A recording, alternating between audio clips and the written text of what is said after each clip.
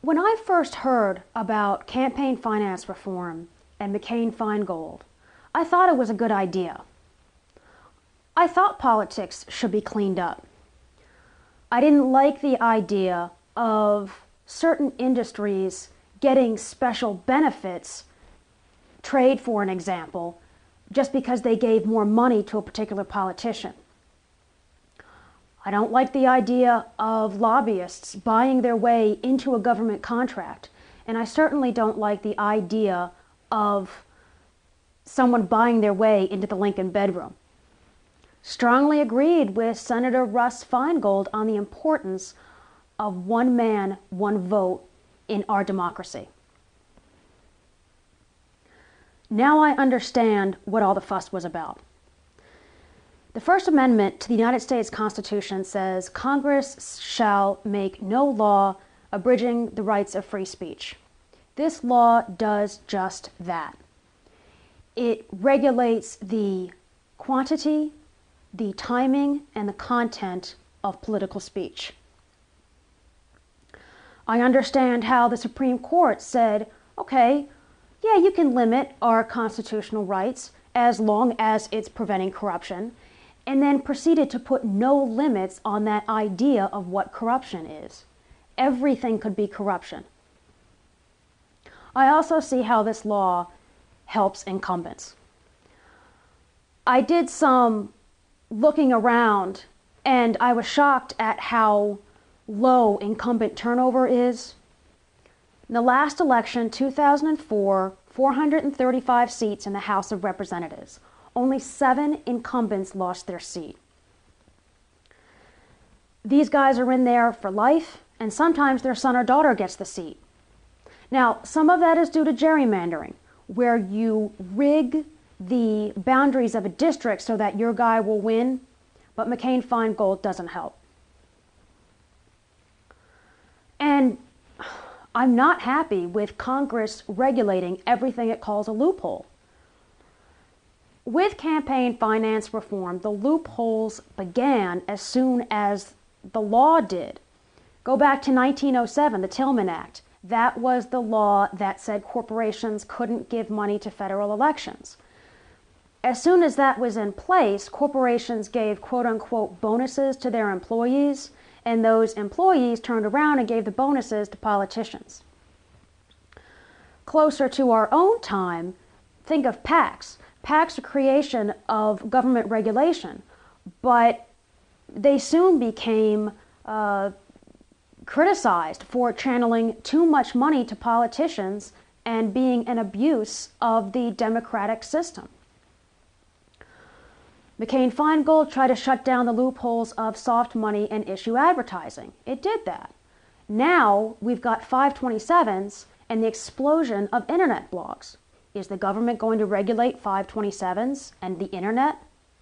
The answer is yes. The Federal Election Commission recently conducted a rulemaking proposing that internet blogs would not have the benefit of the media exemption. That would mean if a writer on a blog said some positive things about a candidate, that would be considered a contribution to that candidate and subject to the rules of McCain-Feingold. The FEC backed down. For now, internet blogs do enjoy the media exemption, but I think it tells you in which direction they'd like to go. There's some money in politics, but it doesn't surprise me that a corporation would want to contribute a lot of money to a politician. I find it very telling that many corporations give an equal amount of money to the Republican Party as they do with the Democratic Party. It's because they're going to be regulated by whoever is in power. Government regulation has as much to do with the success of these companies as the quality of their goods and services. And I happen to think there is too much money in government. Not donor money, not contributor money, not PAC money or 527 money, but taxpayer money. Is it any wonder that you've got lobbyists chasing these congressmen down? Congressmen have an enormous amount of taxpayer money to throw around, and boy did they throw it around. But if a congressman is taking money for a vote, put the congressman in jail before you limit my political rights. And as for the Supreme Court, I really disagree with this idea that they think that corruption is undermining our electoral process. Every election, you have huge numbers of people staying home, not voting. I don't think they're staying home because they think the system is rigged or the system is corrupt.